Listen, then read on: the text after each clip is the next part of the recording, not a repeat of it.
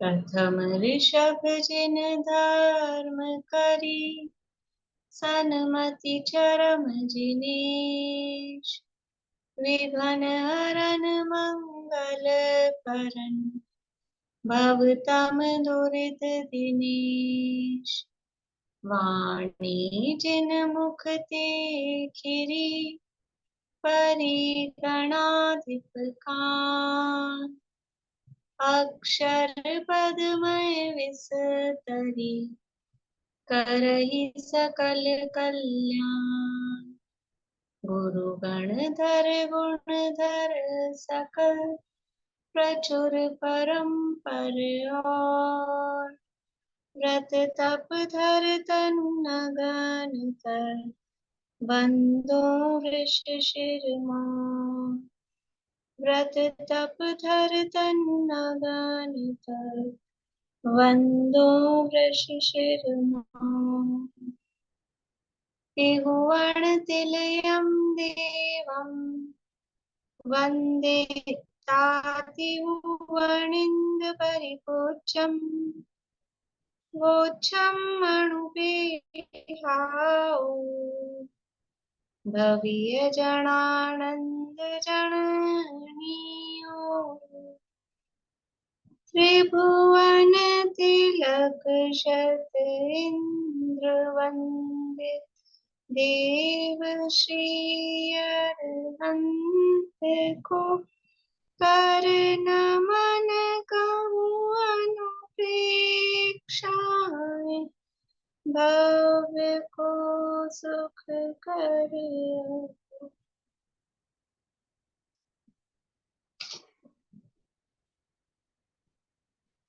गाथा पाठ करेंगे।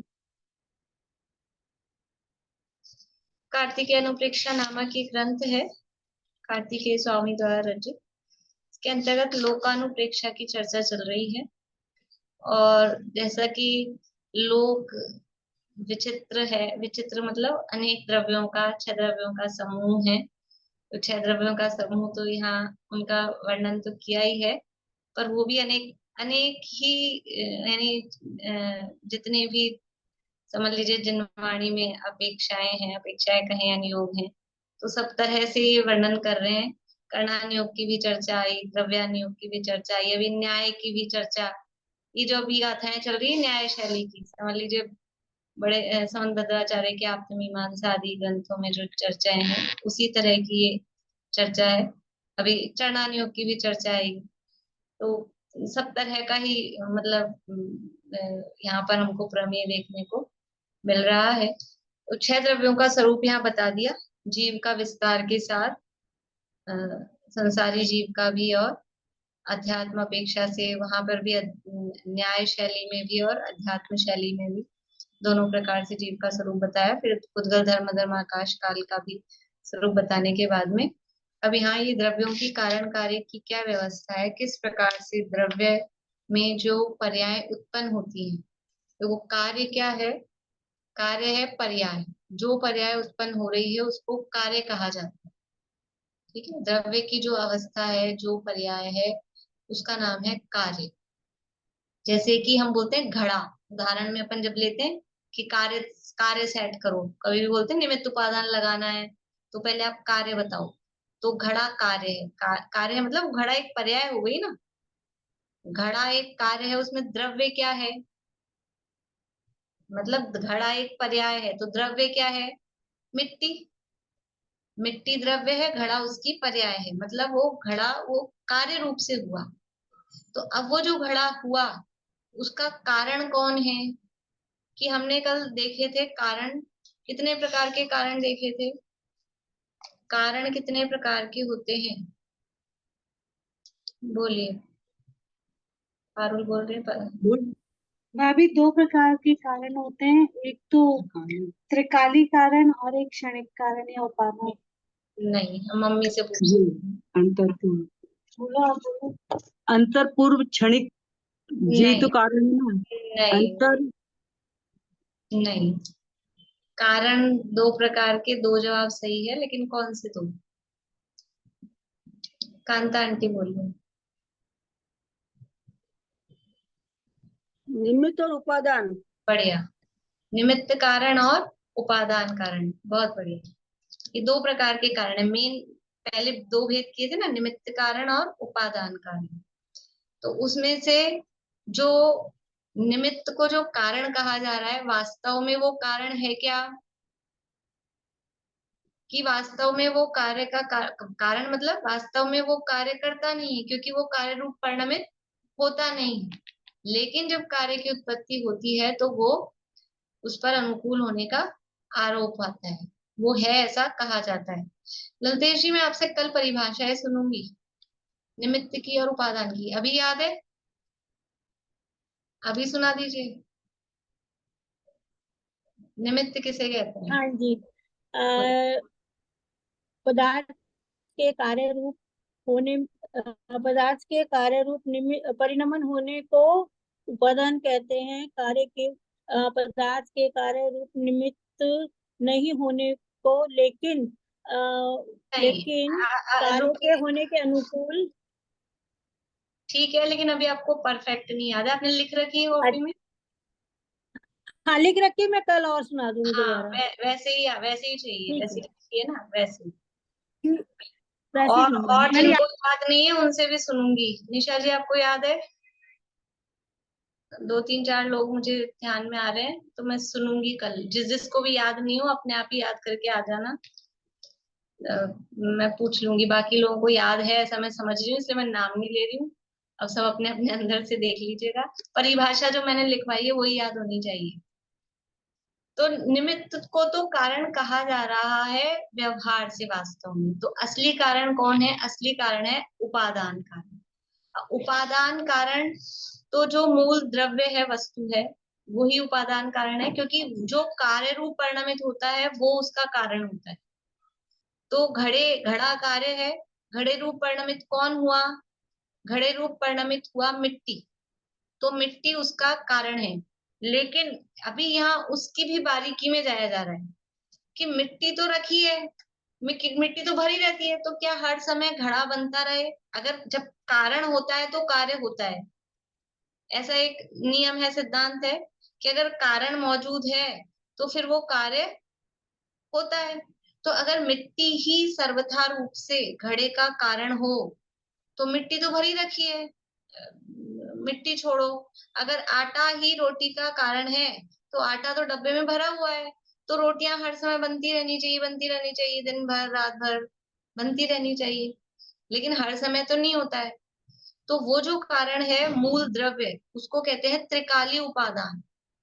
वो त्रिकाली उपादान का मतलब ये है कि जब भी कार्य होगा तो इसमें से ही होगा, लेकिन त्रिकाली उपादान सदा मौजूद है। वो कार्य का नियामक कारण नहीं होता। नियामक मतलब नियम रूप से वो कारण है, लेकिन नियम रूप से कारण कौन होगा? कोई भी कार्य होगा तो उसका नियम रूप से कारण कौन होगा? तो उसके लिए कहा क्षणिक उपादान। त्रिकाली उपादान वो कार्य का नियामक कारण नहीं होता। त्रिकाली उपादान से कार्य होता है, लेकिन त्रिकाली उपादान सदा मौजूद है, तो कार्य सदा होना चाहिए, लेकिन कार्य हमेशा नहीं होता है। तो इसलिए कोई कार्य हो रहा है तो उसका असली कारण क्या है, बारीकी में जाया जा रहा है। असली कारण है उसका क्षणिक उपादान। क्षणिक उपादान कितने प्रकार का होता है? क्षणिक उपादान कितने प्रकार का होता है, बोलिए अंकल। 2 प्रकार का। कौन कौन सा?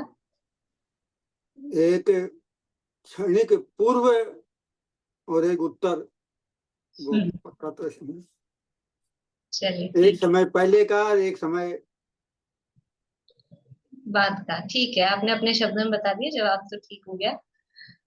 वही शब्द बोलेंगे, बोलिए अर्चना जी, बोलिए।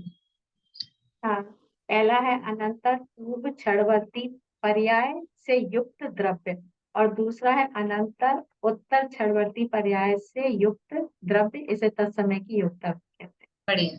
क्षणिक उपादान दो प्रकार का है, अनंतर पूर्व क्षणवर्ती पर्याय से युक्त द्रव्य, ये पहला, और दूसरा है अनंतर उत्तर क्षणवर्ती पर्याय से युक्त द्रव्य। पूर्व क्षणवर्ती मतलब पहले समय, जस्ट पहले, अपने शब्दों में बोल सकते हैं जस्ट पहले वाली पर्याय। और उत्तर क्षणवर्ती यानी जस्ट नेक्स्ट, मतलब जो कार्य हो रहा है वही, वो उत्तर क्षणवर्ती। उसको कहा तत्समय की योग्यता। ये शब्द सुना होगा कि जब उसकी योग्यता होगी, योग्यता तो जिस समय जो कार्य होना है उस समय की जो योग्यता है, मतलब जो पर्याय जब होनी है उसका कारण वही है, वो तत्समय की योग्यता। अभी यहाँ कार्य का कारण किसको कह रहे हैं कि वो मिट्टी तो रखी है, आटा तो रखा है, वो एग्जैक्ट कारण नहीं है। एग्जैक्ट कारण क्या है कि वो जैसे ही घड़ा बना उससे जस्ट पहले वाली पर्याय, जैसे ही रोटी बनी उससे जस्ट पहले वाली पर्याय, वो उस कार्य का कारण है, वो यहाँ पर कह रहे हैं। क्योंकि कल आपको कई उदाहरणों से कहा था, बताया था कि जब जो कार्य होना है तो जब वो स्टेप पूरा होगा उसके बाद ही वो तैयार होगा, रेडी होगा। जैसे समझ लीजिए हम कहीं जा रहे हैं, ट्रेन में बैठे हैं, जयपुर से मुंबई जा रहे हैं मान लीजिए, तो आजकल तो पूरा ट्रेन मोबाइल में देख सकते हैं अपन ट्रेन का शेड्यूल कि अब कौन सा स्टेशन आएगा, अब कौन सा आएगा, वैसे भी पता रहता है मान लो। तो मुंबई कब पहुंचेगी कि जस्ट उससे पहले वाला जो स्टेशन आ जाएगा उसके बाद, तो मुंबई का कारण किसे कहेंगे कि अब ये आ गया, अब मुंबई आ गई। जयपुर में ट्रेन में बैठते ही वो अभी, यद्यपि वो ट्रेन मुंबई का कारण है, लेकिन पहुंचेंगे कब, जस्ट कि बस वो पहले वाला स्टेशन निकला, अब ये मुंबई आ रही है, आ गई है, ऐसा बोलते हैं। ऐसे ही जस्ट पहले वाली पर्याय, वो स्थूल उदाहरण है, जस्ट मतलब स्टेशन के बाद भी बहुत देर लगती है लेकिन स्थूल उदाहरण है। तो ऐसे ही अनंत पूर्व क्षणवर्ती पर्याय वो वो गई, और ये जो उत्तर क्षणवर्ती पर्याय आई, इसी का नाम कार्य है। ये यहाँ कारण कार्य की व्यवस्था बताई है कि वस्तु में स्वयं ही अपना कारण है, स्वयं में ही अपना कार्य है, उसी ही पर्यायों में कारण कार्य भाव लागू पड़ता है। देखिए अब यहाँ जो कह रहे हैं 224 नंबर की गाथा हम देख रहे हैं कि वस्तु है वो अनंत धर्म स्वरूप है। वस्तु में पहले कारण कार्य भाव बता दिया, अब ये वस्तु में अनंत धर्म होते हैं। अनंत धर्म होते हैं वो किस प्रकार से हैं वो यहाँ बता रहे हैं। देखिए गाथा पढ़ते हैं अपन, बोलिएगा रजनी जी आप पीछे। संति अनंतानंता सन्ति अनन्तानन्ता तीसु विकालेषु सवदवाणी तेषु विकालेषु सब्बदवानि सर्वमपि अणेयन्तम् सर्वमपि अनयन्तम् तत्तो वणिदं जिनेन्देहि तत्तो भनिदं जिनेन्देहि। संति अनंतानंता, संति यानी होती हैं, अनंतानंता यानी अनंतानंत, अनंतानंत है या होती हैं। तीसु भी कालेसु, तीसु यानी तीनों, भी यानी ही, कालेसु यानी कालों में, सब दब्बाणी सब द्रव्य, सब द्रव्य तीनों कालों में, अनंतानंत संति यानी अनंतानंत होते हैं या अनंतानंत हैं। सवम भी अणेयंतम, और सभी क्या है, अणेयंतम यानी अनेकांत रूप हैं। तत्तो भणिदम जिणेन देही, तत्तो यानी ऐसा, इस प्रकार से, जिनेन देही जिनेन्द्र भगवान ने भणिदम यानी कि कहा है। सब द्रव्य, अन्वय देख लीजिए, सब द्रव्य तीनों ही कालों में अनंतानंत हैं, और अनंतानंत हैं अर्थात अनंत पर्यायों सहित हैं। तत्तो इसलिए जिनेन्द्र देव ने सभी वस्तुओं को अनेकांत यानी अनंत धर्म स्वरूप कहा है। वो सब द्रव्य तीन काल में अनंतानंत है। पहली बात क्या कही है, सब द्रव्य अनंत है। सब द्रव्य अनंत कैसे हैं, और तीन काल में मतलब हर समय भूतकाल में भी प्रत्येक, सब द्रव्य का मतलब सब द्रव्य मिलकर अनंत अनंत है, ये नहीं कह रहे। सब द्रव्य तीनों ही कालों में अनंतानंत हैं। इसका मतलब क्या कि सारे द्रव्य मिलके अनंतानंत हैं, इसमें क्या बात है ही। जीव अनंत, पुतल अनंतानंत, धर्म धर्म, आकाश एक एक और काल संख्या, सबको जोड़ेंगे तो अनंतानंत हो जाएंगे। ये बात नहीं कह रहे, वो तो पीछे संख्या वगैरह वो बात हो गई। ये कह रहे हैं सब द्रव्य का मतलब है प्रत्येक द्रव्य। प्रत्येक द्रव्य तीनों काल में अनंतानंत है, मतलब हर द्रव्य भूतकाल में भी अनंत था, वर्तमान में भी अनंत है, भविष्य में भी अनंत रहेगा। ये क्या बात कर रहे हो? हर द्रव्य कह रहे हो और अनंत होगा, एक द्रव्य अनंत कैसे हो सकता है? तो कह रहे हैं कि अनंत पर्यायों सहित है। क्यों है? जो आगे का अनंत पर्यायों सहित है। प्रत्येक द्रव्य अनंत है, क्यों? क्योंकि हर द्रव्य में प्रति समय अनंत पर्याय होती है। हर द्रव्य में प्रति समय कितनी पर्याय होती है? प्रत्येक द्रव्य में एक समय में कितनी पर्याय होती है? अनंत पर्याय होती है। क्यों होती है? कभी तो कहते हो एक द्रव्य की एक समय में एक पर्याय होती है। अनंत गुण है, बढ़िया, अनंत गुण है ना। हर गुण की एक पर्याय होती है, हर गुण की एक पर्याय होती है, तो प्रति समय प्रत्येक द्रव्य में कितनी पर्याय हो रही है? अनंतानंत पर्याय, अनंतानंत गुण है, हर गुण की एक पर्याय, तो प्रति समय हर द्रव्य की अनंतानंत पर्याय होती है। इसलिए यह कह रहे हैं कि प्रत्येक द्रव्य ही तीनों काल में अनंतानंत है, क्योंकि प्रति समय प्रत्येक द्रव्य में नई नई पर्याय उत्पन्न होती है, पुरानी पर्याय नष्ट हो जाती है। और ये जो नई नई पर्याय उत्पन्न होने की जो कार्यक्रम है, ये जो शेड्यूल है, ये कब से चालू हुआ, कब बंद हो जाएगा, कितनी देर का है ये अनादिकाल से चल रहा है, अनंत काल तक यही कार्यक्रम चलेगा, यही शेड्यूल है। प्रति समय अनंतानंत पर्याय प्रत्येक द्रव्य में होती हैं, तो पर्याय अनंतानंत है, इसके इसलिए द्रव्य को भी अनंतानंत कह दिया। ये देखो कथन की अपेक्षा है, कहने की स्टाइल है। यद्यपि द्रव्य एक ही है, हम पीछे वो भी पढ़ के आए हैं, द्रव्य और गुणों में या द्रव्य और पर्यायों में वो एक है कि अनेक है, भेद है कि अभेद है, भेदाभेद वगैरह पीछे पढ़ के आए थे, भूल गए कि आप लोग? द्रव्य और गुण कथनचित उनमें संज्ञा, संख्या, लक्षण, प्रयोजन, चार अपेक्षाओं से अपन ने अंतर देखा था।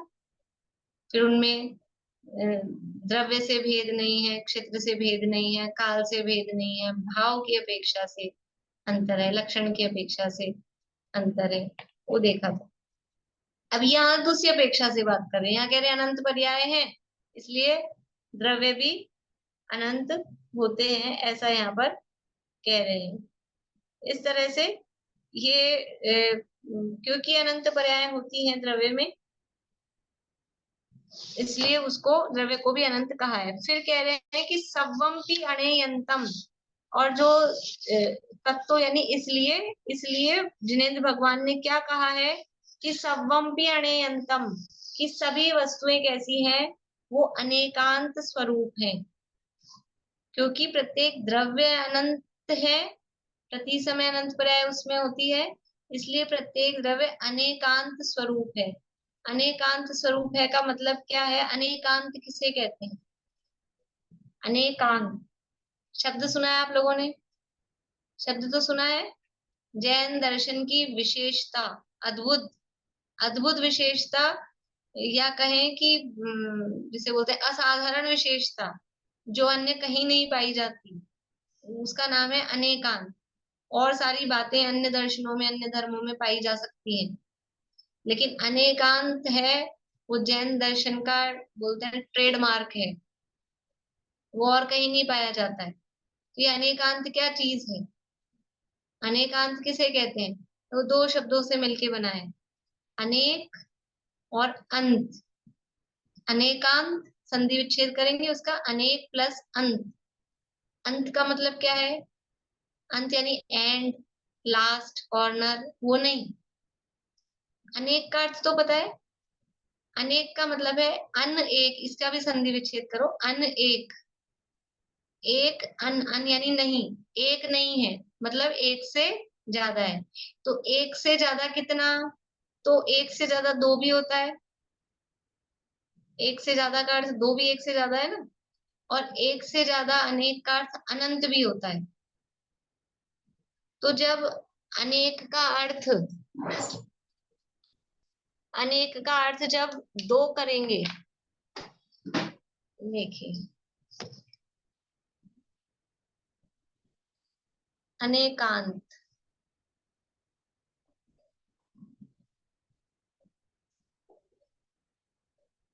अनेक का अर्थ हमने किया दो, तो अंत का अर्थ क्या करेंगे, अंत का अर्थ होगा धर्म। और अनेक का अर्थ, ये तो पहला अर्थ हुआ, दूसरा अर्थ अनेक का अर्थ जब हम करेंगे अनंत, तो अंत का अर्थ होगा गुण।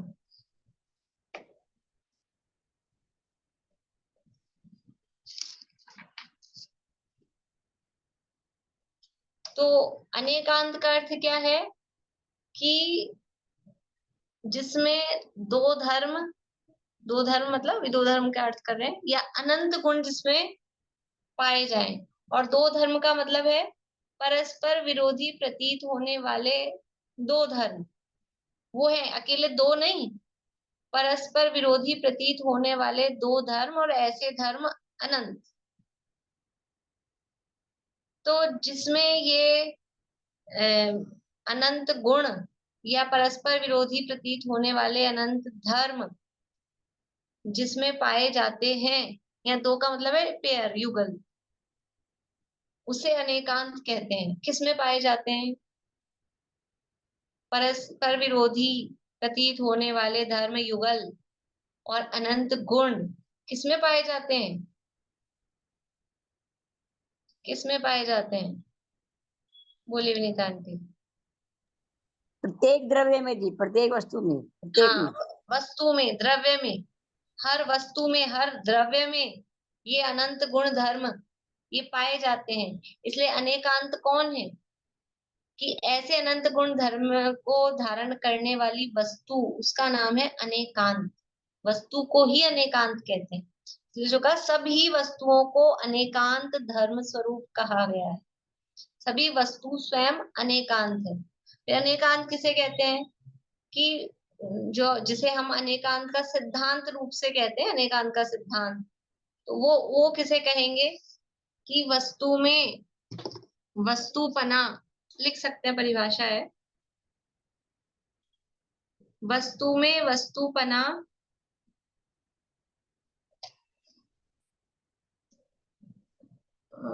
वस्तु में वस्तुपना निप जाने वाली, निप जाने के लिए और शब्द क्या लिख सकते हैं, वस्तु में वस्तुपना कायम रखने वाली,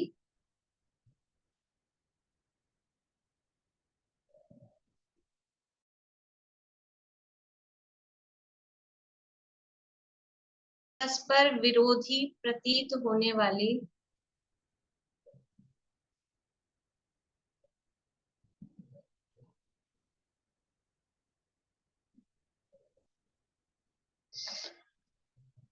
परस्पर विरोधी प्रतीत होने वाली वाले धर्म युगलों का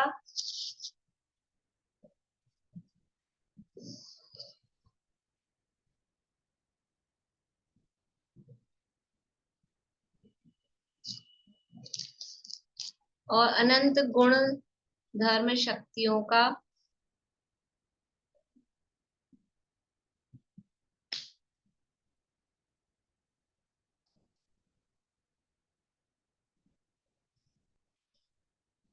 एक साथ प्रकाशित होना ही अनेकांत है। एक साथ होना ही अनेकांत है।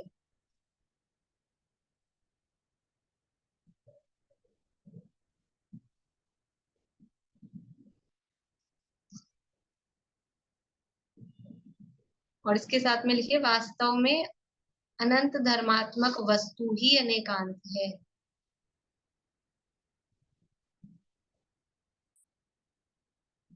वास्तव में अनंत धर्मात्मक वस्तु ही अनेकांत। बोलिए आंटी। दीदी पहली बात ये कहा था, अपने आप पढ़ेंगे तो समझ में आएगी, उल्टी पढ़ेंगे हम। लेकिन मैं आपसे फिर भी ये कहना चाह रही, इसको ऐसे यदि पढ़ा जाए, जिनेन्द्र देव ने वस्तु अनेकांतात्मक होने की वजह से अनंत आनंद द्रव्य कहे हैं, तो फिर भी समझ में आती है। पहले ऊपर से पढ़ के नीचे से तो ऐसा लगता है हम गलत पढ़ रहे हैं। हाँ, ऐसे नहीं आ रही, मैंने शुभचंद्राचार्य वाली टीका पढ़ी, हाँ उसी में से उसमें ऐसा ही दिया हाँ, जैसा अभी मैंने आगे बताया। पीछे के लिंक मिलाने से आपने सही करी है बातें समझाने में। मैं आपको सही बता रही, मैं अकेली पढ़ती तो उल्टा ही पढ़ती, और हाँ, ऊपर से आपके ऐसे बताने में भाव आप ख्याल नहीं आ रहा है उसमें, जो नीचे अर्थ नहीं आ दिया रहा। वो बिल्कुल भाव अच्छा, ख्याल नहीं। और तीनों ही कालों का मतलब ना सदा ही, एक सरल शब्द देखा जाए तो हाँ, सदा ही, सदा ही, बिल्कुल सदा ही। है ना। तीनों ही कालों में तो हम, जैसे आपने पहली बात बताई, ऐसे जोड़ लेंगे, तीनों ही कालों में कितने द्रव्य हैं, पुद्गल धर्म धर्म, तो वो वाली बात ऐसे बड़ी समझने से निकलती है। आप बहुत पुरुषार्थ करती है, इस बात को पटती है, आगे पीछे से जोड़ती हो। मैं ऐसे नहीं जोड़ती ना, इसलिए अधूरी रह जाती। अब वो मुझे भी ऐसा ऐसा पढ़ने से ख्याल नहीं आता। भी शुभचंद्राचार्य वाली टीका साथ में रख के इसमें अच्छा विस्तार से दिया है। हाँ, नहीं, शुभचंद्राचार्य ने विस्तार किया है, और फिर जो एन उपाध्याय जो उन्होंने, और अच्छा, कैलाश कार्तिक जी। दीक्षा भी है शुभचंद्राचार्य की, वो नहीं मुझे पता। शुभ अच्छा शुभ मैंने बताया था शुरू में, अच्छा शुभचंद्राचार्य ने इसका संस्कृत की टीका लिखी है। यहाँ अच्छा पे इसमें दी नहीं है, इसमें तो केवल ये भावार्थ भी बहुत कुछ खास है नहीं, ये तो केवल सीधा सीधा अर्थ दिया है यहाँ जो, पर ये कार्तिकेयन पुरानी। प्रेक्षण मैंने एक ही देखी है ये अभी तक, कार्तिकेयन हाँ, प्रेक्षण वो ही तो बहुत, देखी ये बहुत पुरानी है, और ये भी मुझे मीना चाची ने दी है इनके, ये है। बहुत पुरानी छपी भी है, विक्रम नहीं, संवत सभी ग्रंथ बहुत 2016 मिलते हैं, सभी ग्रंथ बहुत मिलते हैं, पर ये नहीं मिली कहीं दूसरी। 1960 की है, इसके बाद शायद छपी नहीं होगी ये। तो इसमें चलिए, देखिए, तो तीनों ही कालों में जो द्रव्य है वो अनंतानंत है, और इसलिए जिनेन्द्र देव ने सभी द्रव्यों को अनेकांत स्वरूप कहा है। तो ये अनेकांत स्वरूप कैसा है, आगे की जो गाथाएं आएंगी ना, वो उस अनेकांत स्वरूप को बताने वाली हैं। फिर भी हमने सुना है वस्तु का स्वरूप अनेकांत रूप है। वस्तु में अनेकांत में की बात जब भी करते हैं तो मुख्य रूप से परस्पर विरोधी प्रतीत होने वाले दो धर्म युगलों की अपेक्षा से, मुख्य रूप से कि वस्तु में किस तरह के धर्म हैं।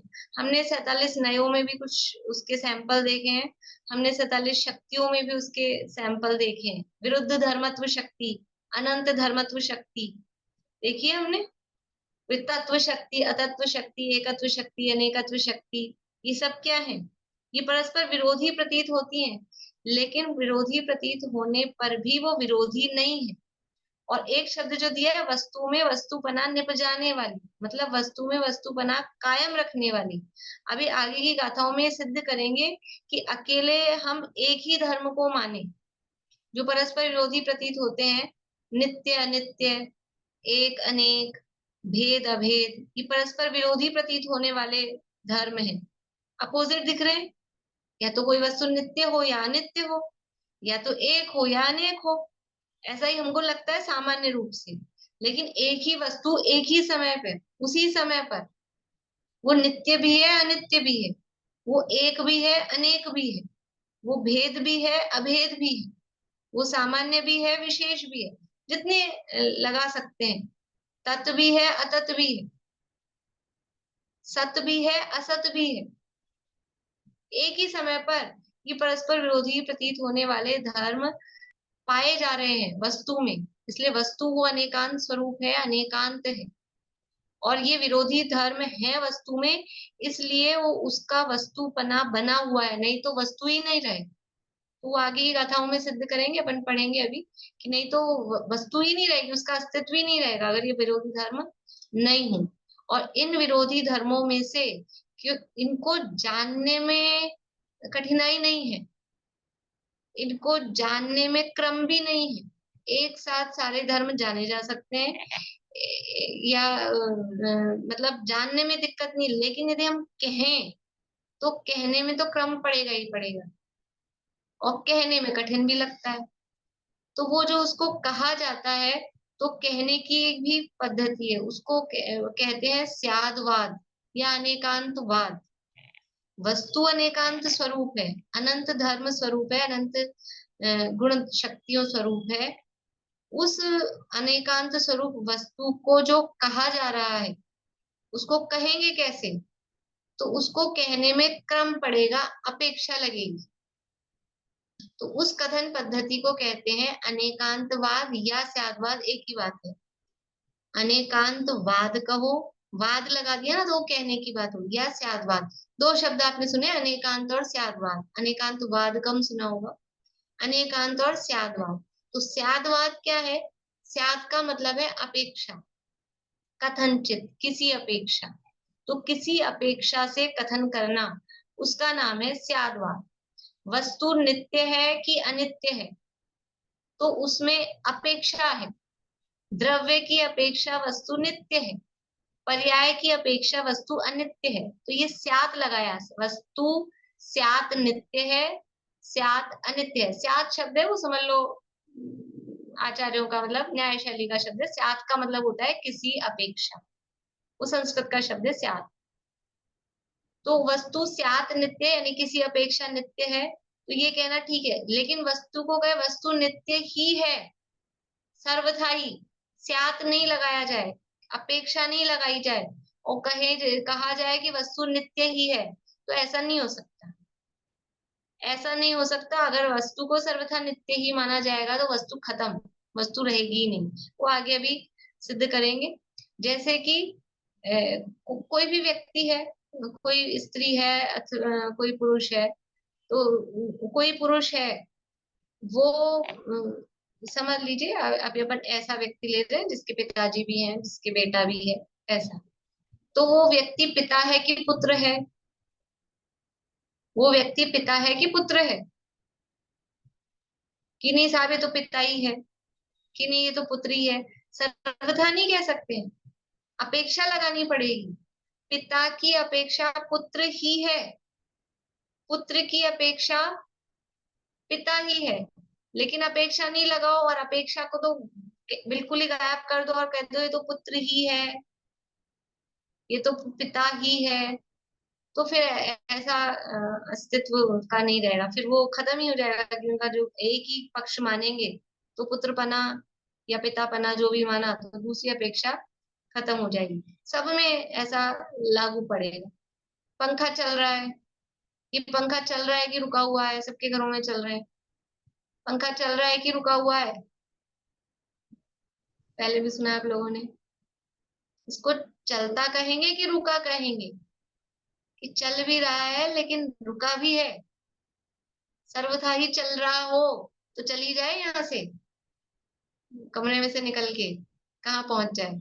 और सर्वथा रुका हुआ ही हो तो फिर वहां को प्रयोजन क्या है? शो के लिए थोड़ा ना लगाया है, शो पीस थोड़ी ना है। चले ही नहीं, रुका ही रहे, तो कोई शो पीस के लिए कौन पंखा लगाता है घर में? हवा तभी आएगी ना उसमें।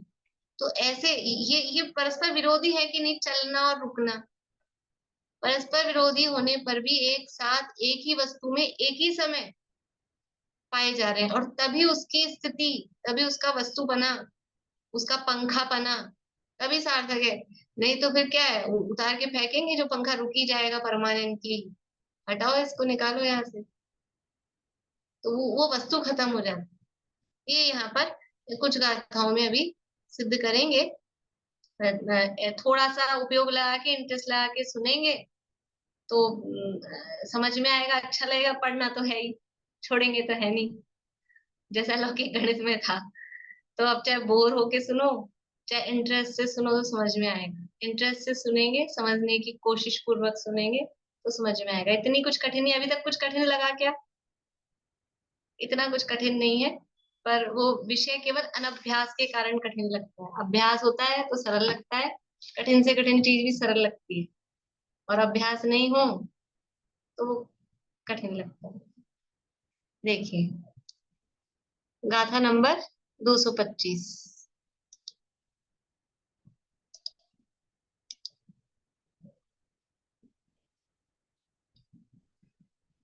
अब कहते हैं कि जो अनेकांतात्मक वस्तु है वह अर्थ क्रियाकारी है। जो अनेकांतात्मक वस्तु समझ में आ गई? अनेकांतात्मक वस्तु यानी अनंत धर्म स्वरूप, अनंत गुण स्वरूप जो वस्तु है वह अर्थ क्रियाकारी। अर्थ का मतलब क्या है?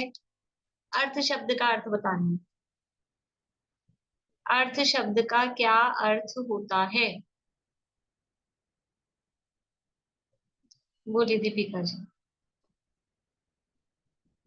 अर्थ पदार्थ को भी कहते हैं। पदार्थ। चित्रा जी बोलिए। प्रयोजन भूत। बहुत बढ़िया। अर्थ का मतलब यहाँ पर है प्रयोजन, ठीक है ना। अर्थ शब्द के अनेक अर्थ होते हैं। अर्थ यानी पदार्थ वस्तु भी होता है, अर्थ यानी मीनिंग भी होता है, अर्थ यानी रुपया पैसा वो भी अर्थ होता है। अर्थ का एक अर्थ प्रयोजन भी होता है। तो यहाँ अर्थ क्रियाकारी, अर्थ क्रियाकारी शब्द दिया है। अर्थ क्रियाकारी का मतलब है प्रयोजन। अर्थ यानी प्रयोजन और कारी क्रियाकारी यानी प्रयोजनभूत जो क्रिया है उसको करने वाला वो अर्थ क्रियाकारी। यानी जो अनेकांतात्मक वस्तु है उसमें ही प्रयोजनभूत क्रिया होती है, मतलब वो कुछ सेंसफुल है। अर्थ क्रियाकारी प्रयोजनभूत मतलब उसका कुछ सेंस है, कुछ यूज है, कुछ मतलब है। नहीं तो फिर क्या है, वो अर्थ क्रियाकारी ही नहीं है, वो कोई उसका कोई सेंस ही नहीं है, ऐसा कह रहे हैं। ये शब्द और कहीं सुना है? अर्थ क्रियाकारी कहाँ सुना है? बोलिए सुमन जी। ये सामान्य शक्तियों में एक शक्ति है द्रव्यत्व वस्तुत्व। बढ़िया। वस्तुत्व गुण किसे कहते हैं? जिसमें अर्थ मतलब कोई ना कोई प्रयोजनभूत कार्य क्रिया होती है उस वस्तु में। बढ़िया। जिस शक्ति के कारण द्रव्य में अर्थ क्रिया कारित्व होता है, अर्थात प्रयोजनभूत क्रिया उसमें होती है, उसे वस्तुत्व गुण कहते हैं। वस्तु में वस्तुपना कब है? वस्तुत्व गुण का मतलब वस्तुपना, वस्तुत्व वस्तुपना। वस्तुपना कब होगा? कि उसमें कुछ क्रिया होगी, प्रयोजनभूत क्रिया होगी, उसमें परिणमन होगा, वो अपने स्वरूप से स्वरूप रूप से परिणमित होगा, तो वो वस्तु है। नहीं तो वस्तु का वस्तुपना नहीं रहेगा। अब ऐसी कोई वस्तु दुनिया में होती नहीं है, इसलिए अपन उदाहरण कैसे दें, लेकिन यही जैसे भी पंखे का दिया। हाँ, और समझ लीजिए, पहले भी मैं उदाहरण बताई हूँ आपको कि चक्कू का वस्तुपना क्या है? चक्कू, नाइफ, चाकू, क्या क्या प्रयोजन है उसका? कि भाई वो सुधार सके, फल सब्जियों को सुधार सके, वो उसका अर्थ क्रिया कारित्व है। चाकू की प्रयोजनभूत क्रिया क्या है? कि उससे हम बस फल सब्जियों को बना सके, सुधार सके।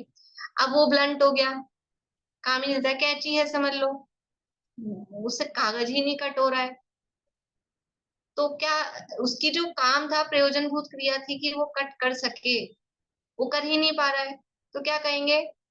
फेंको इसको, बेकार है। अब प्रयोजनभूत रहा क्या? तो उसका वस्तु ऐसा बोलते हैं, उससे कुछ करने लगे, मान लो कैंची है, अब लगे हैं, कट ही नहीं रहा, ये कोई कैंची है? ये कैंची है, ऐसा बोलते हैं, ये कैंची है, ये कैंची नहीं है। तो इसका मतलब ये जो हमारा वाक्य ना, ये कैंची नहीं है, मतलब वो वस्तु ही नहीं है। समझ में आ रहा है? तो अगर उसमें प्रयोजनभूत क्रिया नहीं होगी वस्तु में, तो वो वस्तु ही नहीं है। नींबू नींबू नींबू की प्रयोजनभूत क्रिया क्या है? खटास, रस आए उसमें से, हमने नींबू लिया, बनाया, और दबा रहे हैं, दबा रहे हैं, दबा रहे हैं, एक बूंद नहीं टपक रहा, तो वो देखिए नींबू है। इसका मतलब वो है ही नहीं, वस्तु ही नहीं है। ऐसा अपन दुनिया में कहते हैं। तो यही यहाँ कह रहे हैं कि यदि अनेकांतात्मक वस्तु है तो वो अर्थ क्रियाकारी है, तो उसमें उसकी प्रयोजनभूत क्रिया होगी। यदि अनेकांत स्वरूप नहीं हुई, ये परस्पर विरोधी धर्म नहीं हुए, एक एक ही धर्म को माना, तो फिर उसका वस्तु बना ही नहीं, तो वो प्रयोजनभूत ही, कोई क्रिया उसमें नहीं हो पाएगी। देखिए गाथा पढ़ते हैं। पूर्णिमा आंटी आप पीछे बोलिएगा।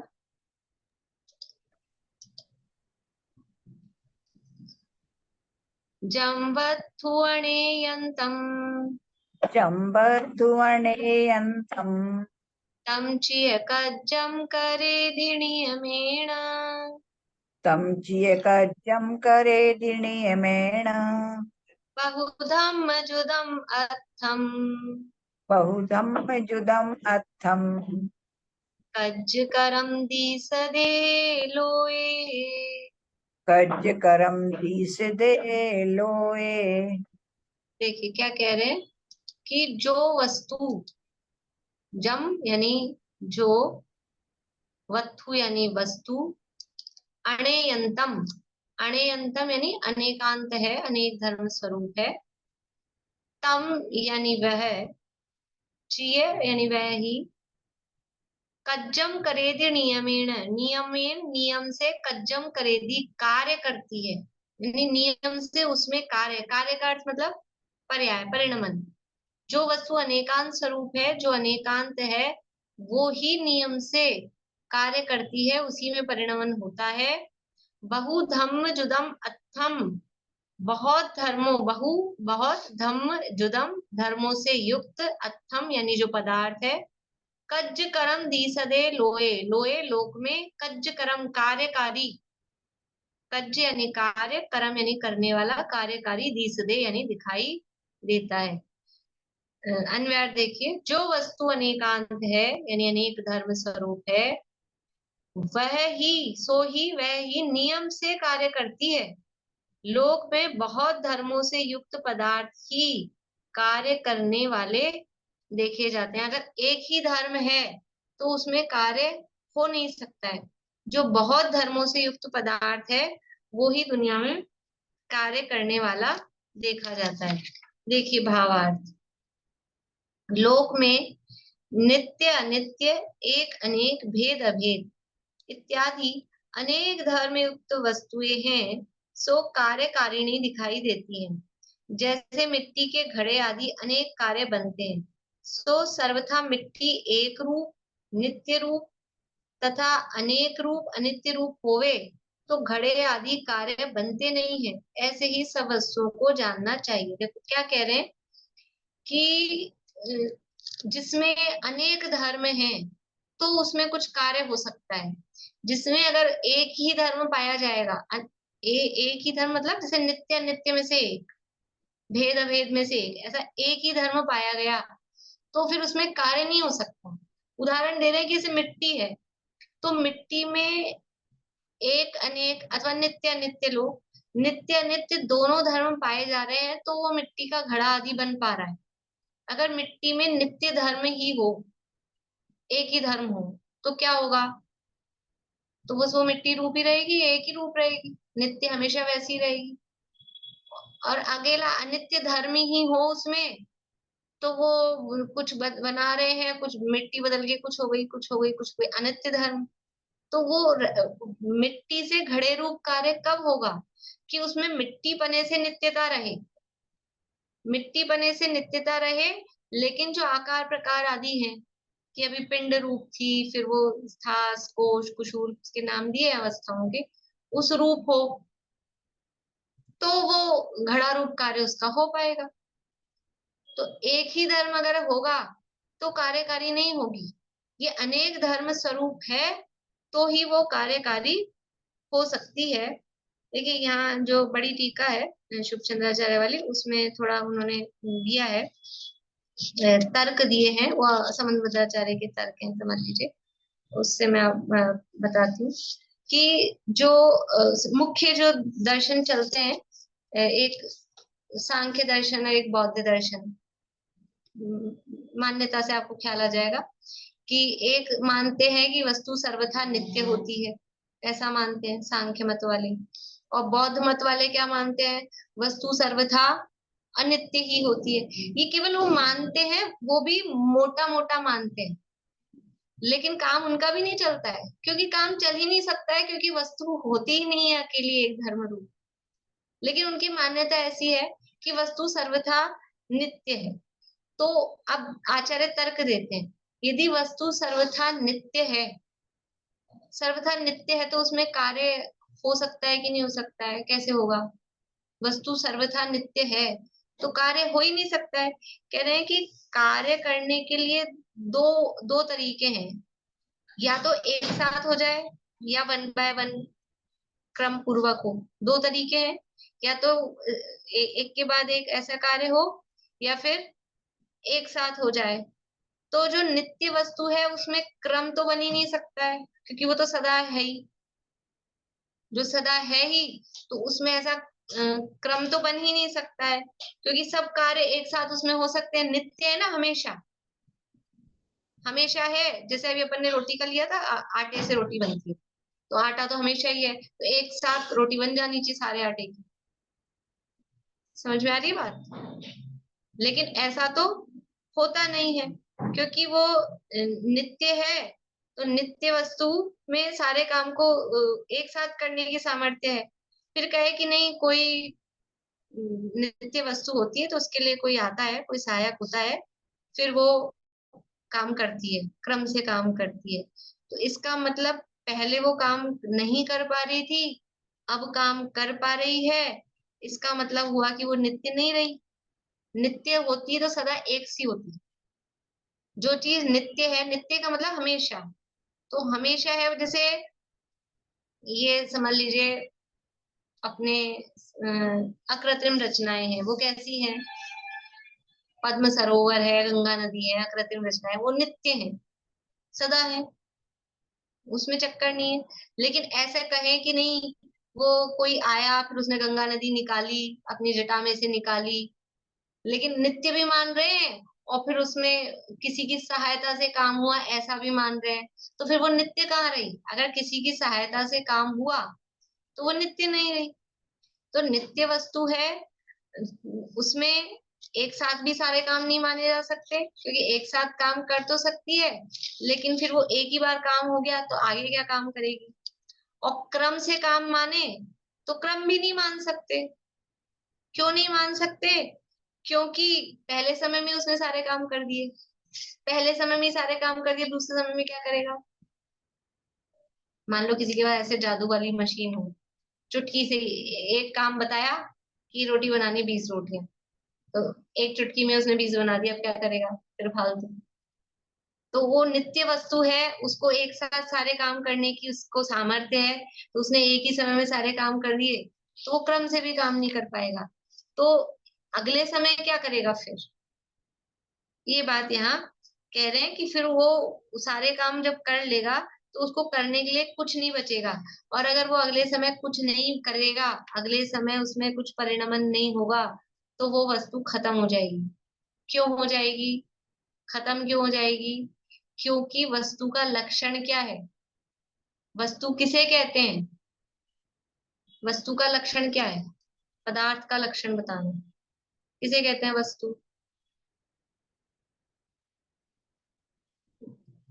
वस्तु किसे कहते हैं?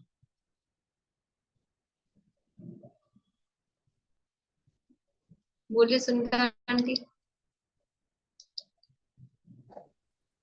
धर्म के स्वभाव, धर्म का जो स्वभाव है से वस्तु कहते वस्तु के स्वभाव को धर्म कहते हैं। यहाँ वस्तु पूछ रही हूँ, वस्तु किसे कहते हैं? वस्तु का लक्षण बोलो पारुल। उत्पाद व ध्रुव सहित वस्तु होती है। बहुत बढ़िया, बहुत सुंदर। उत्पाद व द्रव्य उत्तम सत सद्रव्य लक्षणम। वस्तु किसे कहते हैं? कि जिसमें उत्पाद व हो, उत्पाद व ध्रुवता जिसमें हो, उसका नाम वस्तु है। तो उत्पाद व का नाम है अनित्य, और द्रव्य का नाम है नित्य, तब वस्तु होती है। तो यदि वो एक ही समय में उसने सारे काम कर लिया, दूसरे समय में करने को कुछ नहीं बचा, तो उत्पाद व्यय उसमें हुआ ही नहीं। उत्पाद व्यय नहीं हुआ तो वस्तु खत्म। जैसे चक्कू में या कैंची में उसमें शार्पनेस नहीं रही, पेपर को भी कट करने की योग्यता नहीं रही, तो मतलब खत्म, बेकार, डस्टबिन में डाल दो। ऐसे ही यदि वस्तु में कार्य नहीं हो रहा है, तो वस्तु में कार्य नहीं हो रहा है, यदि सर्वथा नित्य मान रहे हैं, तो एक ही समय में सारे काम हो गए, अगले समय में करने को कुछ है नहीं, अगले समय में करने को कुछ नहीं है, तो वस्तु खत्म हो जाएगी, वस्तु का अस्तित्व सिद्ध नहीं होगा। इसी तरह से वस्तु को सर्वथा अनित्य मान लिया जाए, अनित्य मान लिया जाए, तो पहली बात आप मान रहे हो वस्तु तो अनित्य है, एक ही समय में, अगले समय रहेगी ही नहीं, तो वो उसकी कंटिन्यूटी कैसे बनेगी? कि अभी वस्तु है, फिर वो कार्य करेगी अगले समय में, तो ये कंटिन्यूटी के लिए उसको नित्यता चाहिए ना, कि नहीं इसी समय में वस्तु है, इसी समय में कार्य है। तो हमने अभी पीछे वाली गाथा में पढ़ा था कि पूर्व क्षणवर्ती पर्याय कारण होती है, उत्तर क्षणवर्ती पर्याय कार्य होती है। अब आप उसी समय में कारण और इसी समय में कार्य मान रहे हो, तो भी आपकी वस्तु कहाँ रही? कार्य कारण, इसलिए पहले कार्य कारण भाव सिद्ध किया कि पूर्व क्षण में कारण है, उत्तर समय में कार्य है। यदि आप वस्तु में नित्यता नहीं मानोगे तो ये पूर्व समय और ये उत्तर समय ये कैसे आएगा? समझ में आ रही कि नहीं कुछ? निशा आंटी, सुमन जी, थोड़ी थोड़ी आ रही है। दीपिका जी बोल रहे हैं थोड़ी थोड़ी आ रही है। देखो पीछे वाली गाथा हमने पढ़ी थी ना कि पूर्व क्षणवर्ती पर्याय कारण है, उत्तर क्षणवर्ती पर्याय कार्य है। तो ये पूर्व और ये उत्तर ये कब होगा? कि वस्तु में नित्यता है, एक अन्वय है, एक कंटिन्यूटी है, तब तो पूर्व और उत्तर होगा ना। अगर वस्तु क्षणिक है, एक समयवर्ती है, तो फिर पूर्व क्या और उत्तर क्या, जो एक ही समय की है? तो जो सर्वथा क्षणिक मान रहे हैं उनके यहाँ भी वस्तु की स्थिति नहीं बनेगी। उनके कार्य कैसे होगा? कि क्या है कि कार्य होने के लिए दो समय तो चाहिए, कि पूर्व क्षणवर्ती पर्याय कारण हो, उत्तर क्षणवर्ती पर्याय कार्य हो। तो ना तो उनके क्रम पूर्वक कार्य बनेगा और नित्य तो वो मान ही नहीं रहे हैं, तो एक साथ भी कार्य एक साथ भी नहीं बन सकता है कि एक ही पर्याय में दोनों काम कैसे होंगे। जैसे हमने शक्तियां पढ़ी थी, भाव शक्ति, अभाव शक्ति, भाव अभाव शक्ति, तो उसमें भी जो जिस समय भाव है उस समय उसका अभाव नहीं है, अगली का अभाव है, पिछली का अभाव है। तो उसी जिस समय वस्तु है उसी समय वो नाश को थोड़ी ना है। जिस समय जो पर्याय उत्पन्न हुई है वो अगले समय नष्ट होती है। उसी समय उत्पाद और उसी समय नाश तो पूर्व पर्याय की अपेक्षा से नाश और उत्तर पर्याय की अपेक्षा से उत्पाद, तब एक समय में उत्पाद व्यय होता है। एक ही पर्याय का उसी समय उत्पाद और उसी समय नाश नहीं होता है। समझ में आ रही बात? मैंने बातें तो बहुत कह दी, पता नहीं। देखो, जो एक ही समय में उत्पाद व्यय कहते हैं, एक ही समय में उत्पाद व्यय दोनों है, तो ये पर्याय है, ये पर्याय भी उत्पन्न हुई, तो इस समय उत्पन्न हुई है तो इसी समय ये पर्याय नष्ट नहीं हो रही है, एक समय की तो उसकी स्थिति है। ये पर्याय उत्पन्न हुई है, ये अगले समय पे नष्ट होगी। तो फिर एक ही समय में उत्पाद व्यय कैसे है? कि पिछली पर्याय का व्यय इस समय हुआ और इस पर्याय का उत्पाद इस समय हुआ। पूर्व मिथ्यात्व और सम्यक्त्व, इससे समझ में आएगा। मिथ्यात्व का व्यय और सम्यक का उत्पाद एक समय में है कि दो समय है?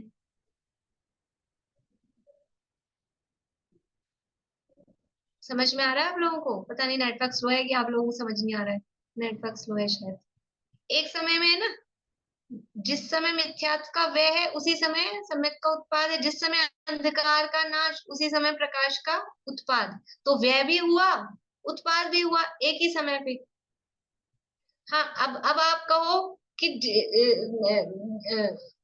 मिथ्यात्व की पर्याय का ही उत्पाद, अब वो मिथ्यात्व और सम्यक्त्व में तो क्या है कि दोनों अपोजिट हो गई ना, इसलिए।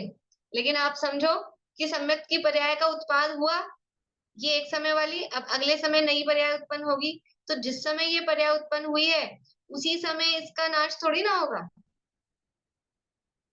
अगले समय उसका नाश होगा।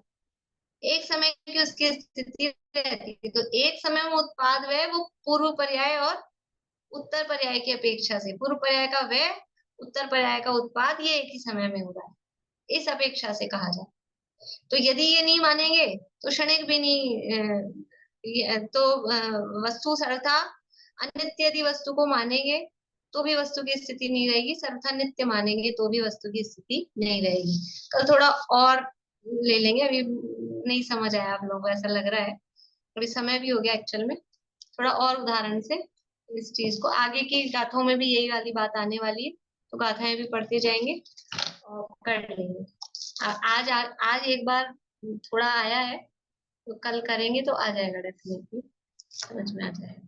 पर यह है कि छोड़ना नहीं, अधूरे में छोड़ना नहीं, नहीं तो फिर वो अधूरा समझ नहीं आएगा। ठीक, चलिए जिनवाणी स्थिति। निशा आंटी आप बोलेंगे?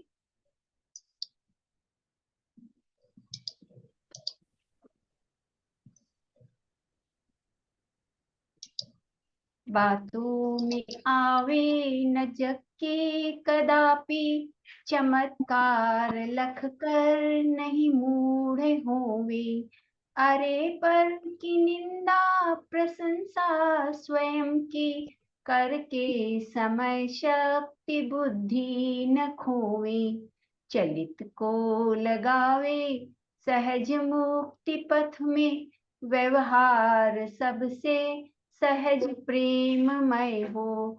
दुर्भाव मन में भी आवे कभी ना, निर्दोष सम्यक जयवंत वर्ते।